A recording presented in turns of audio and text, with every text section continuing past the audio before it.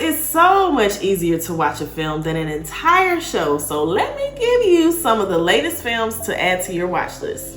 No matter when you start watching anime, you're always going to be behind. That's just the name of the game. But what I love about films is that oftentimes they're either standalone, so no additional media or shows to watch, or non-canon, meaning there's really no additional context needed, and seeing the movie is completely optional for understanding the story, which also means that watching the movie alone is a self-contained experience.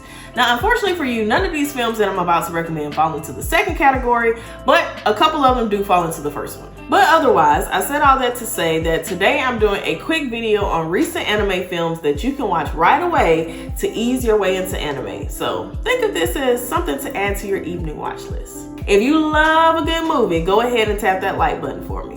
So I told a little bit of a white lie because two of the films I'm going to recommend are actually not new at all, but they were recently rescreened at AMC. And I'll be honest, I'm in a few anime groups and I occasionally browse on Anime News Network, but I'm very much a lazy and passive nerd, meaning a lot of times I can't tell you exactly what's happening or what's coming out, when, who, where, why. I just come across it sometimes, and unless it's something that I really like Black Clover, then I'm all on that and I can tell you exactly what's going on and when. But otherwise, I just may not know. So just me browsing through AMC Showtimes is how I found out about a lot of anime films that I go see, because I'm always ready to use my A-list membership.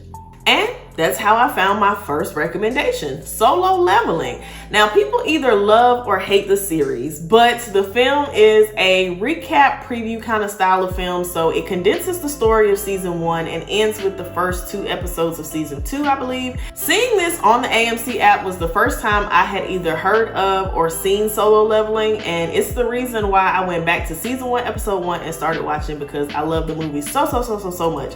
So it's a good one to watch if you want something that's not new material, in the sense that it is like a compilation film. Next, I would recommend Demon Slayer. Anything bad I've seen about this movie, except for maybe the runtime and the continuity / flashbacks, have mostly just been some hater on the front line stuff. Okay, this was a great movie. I don't care what nobody say. It was very good, must see. And this one got put on my radar actually because of all of the piracy scandals, but it's within the story of Demon Slayer and it's not a recap film. So if you go see it without having watched the show or read the manga like me, then you will be a little confused, but it's made very obvious who the good and bad guys are and what they are fighting both for and against. So that's pretty much all I and you needed to know. All right, we have Chainsaw Man: The Reset Arc, another brand new one released this year, also part of the larger story. So if you haven't seen the show or read the manga, then a little confusion.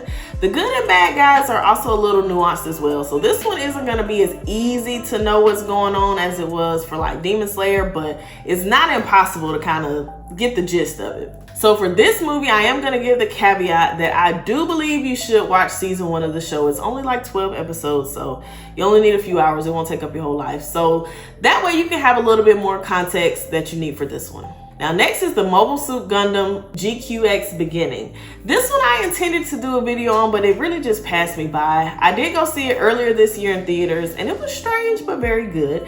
I say it was strange because it's similar to Solo Leveling in that it was a compilation film, and the way it ended was just really odd. It was like abrupt.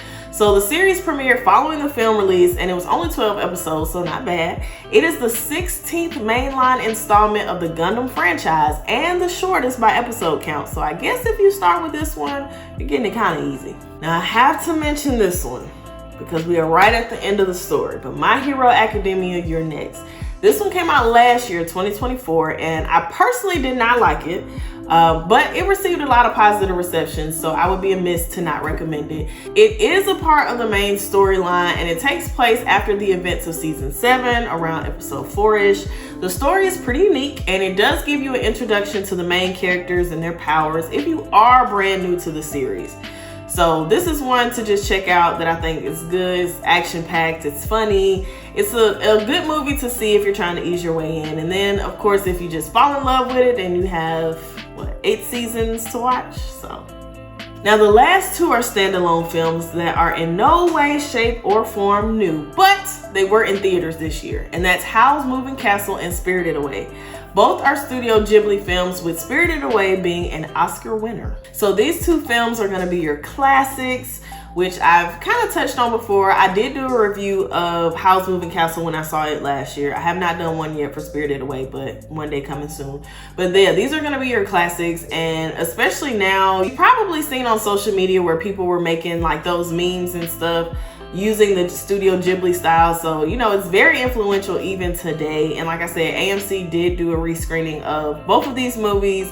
I know for sure they did it this year, and I think they did Spirited Away last year as well too. I know they did Howl's Moving Castle last year and this year. So this is something that, you know, just because it's an older movie doesn't mean it's necessarily hard to watch, because like I said, AMC has been screening stuff, you know, a lot lately. So if you are a AMC customer, then make sure you go ahead and get on that app and look and see, because you never know when they're gonna show something. But you might be more tapped in than me, so you might know about the movies coming before I do. But a lot of times I see it on the AMC app itself. No shame in my game. This video was not at all meant to be an exhaustive or extensive list of films. It's just something to get you started if you want to ease into anime via the film route. Now, since I'm always out of the loop, I need y'all to help me out with some anime news of what's new, what's coming up, what's changing. Like, let me know what's shaking out there so I can be hip to stuff.